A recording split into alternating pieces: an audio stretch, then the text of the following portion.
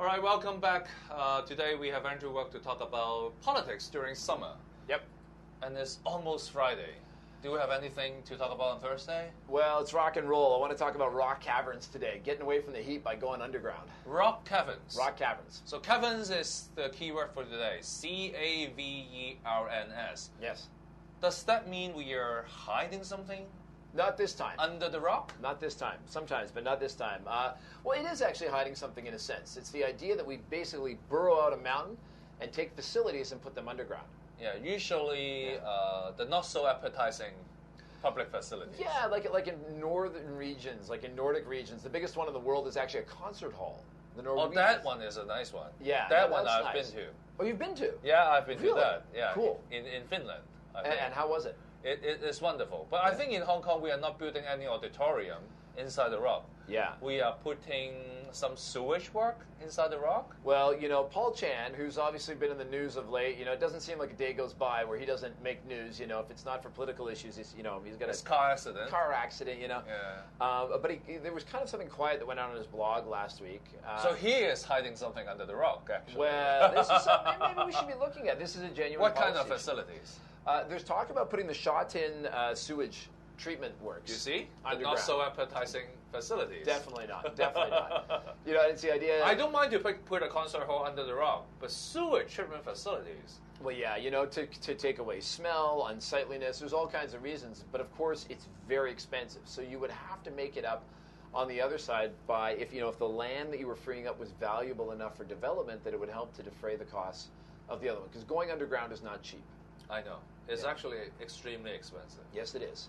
It's actually extremely expensive. But given today's political climate, yeah, I think a lot of these facilities would continue to go underground, would continue to be hidden under a rock.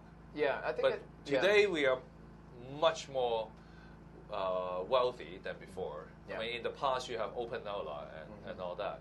But the problem is, it's not so much, the construction cost is already expensive. Yeah. But the maintenance costs of these facilities, if it is hidden under the rock, is also very expensive too. Sure. Absolutely. In terms of electricity and ventilation and all these things. So that's why a lot of it, I think, will be dependent on land prices in Hong Kong. If land prices stay high, if you move something underground, you can then sell the land to cover the costs, and it may make sense. All right, but if land prices come down, which is what the government seems to be trying to do, maybe it won't make sense, and maybe that's a good way to come into John Tsang's blog. Yeah, where he's put something out there where talking about the lowering land prices in Hong Kong, talking about what I call the XSD. That's my term for the BSD, the SSD, the DSD, because that just takes. SD stands for stamp duty.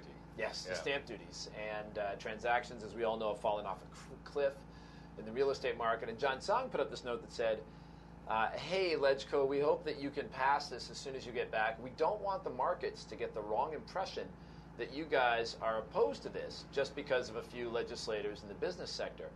And so I hope you can pass it as soon as possible, because right now the government's collecting the money, but if the legislation doesn't pass, people will get the money back. Yeah. And if the market thinks that's the case, they might start piling back into the market again.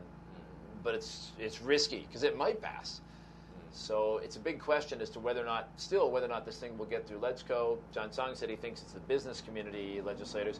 But I've talked to a lot of Pan-Democrats that have said that they do not like this legislation and various parts of different stamp duties. So it's really an open question. Yeah, my guess is that because John Tsang has been recently criticized of not doing enough, he may put an extra effort or an extra push on that one as well.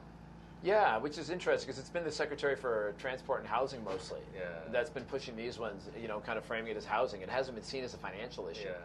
But John Tsang kind of put that out there last week. And we'll I see think why he has written that blog is partly because of the criticism about that he has not been doing much during his term. That's how my take on his behavior.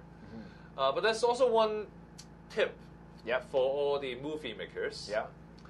Directors or any movie producers. Actually, a lot of the covers that you have mentioned is very good scenes for movies.